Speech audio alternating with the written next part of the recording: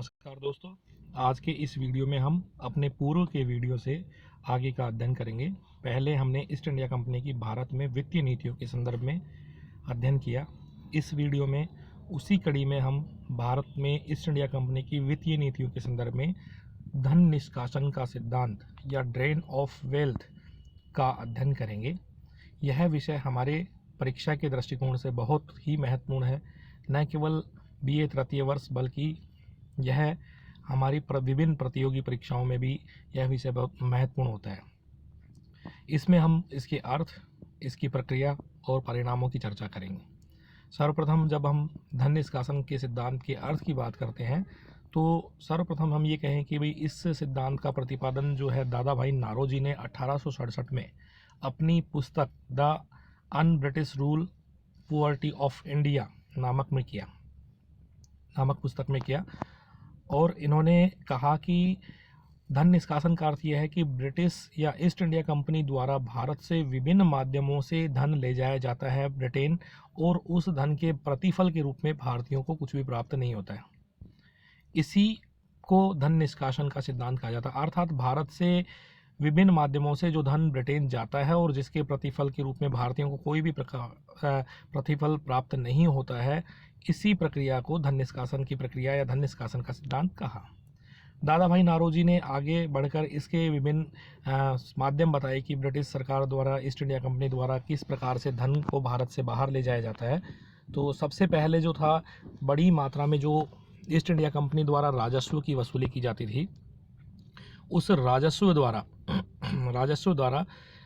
यहाँ पर कच्चा माल खरीदा जाता और कच्चा माल जो खरीद कर उसको ब्रिटेन भेजा जाता। वहाँ पर उससे निर्मित माल तैयार होता और वो निर्मित माल वापस भारत में बिकने आता और उसके लाभांश के रूप में जो धन था वो ईस्ट इंडिया कंपनी या ब्रिटेन में जाता।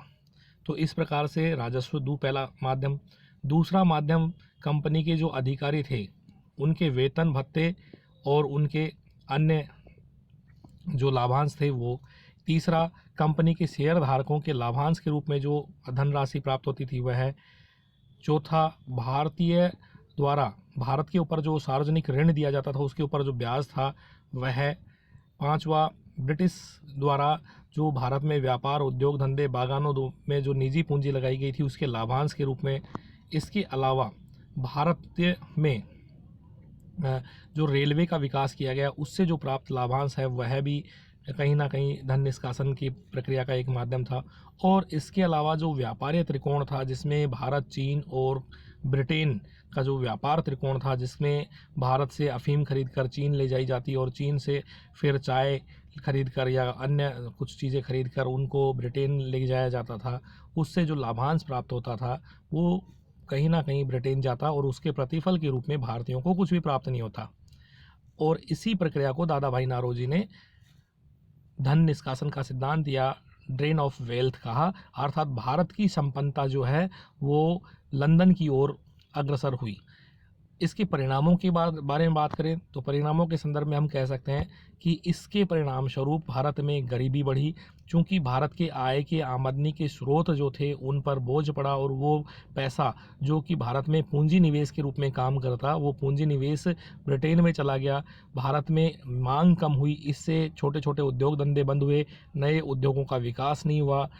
राजस्व की अधिकता के कारण भारत में अकाल जैसी समस्या आई, भूखमरी जैसी समस्या आई और अंततः कहा जा सकता है कि धन निष्कासन ने भारत में गरीबी को बढ़ावा दिया, बेरोजगारी को बढ़ावा दिया, भूखमरी को बढ़ावा दिया, औद्योगिकरण किया, औद्योगिकरण में रुकावट प्रस्तुत की। इस प्रकार हम कह सकते हैं कि धन निष्कासन का जो सिद्धांत है वो तात्कालिक भारतीय आर्थिक विपन्नता को समझने में सबसे महत्वपूर्ण कड़ी में होता है। धन्यवाद।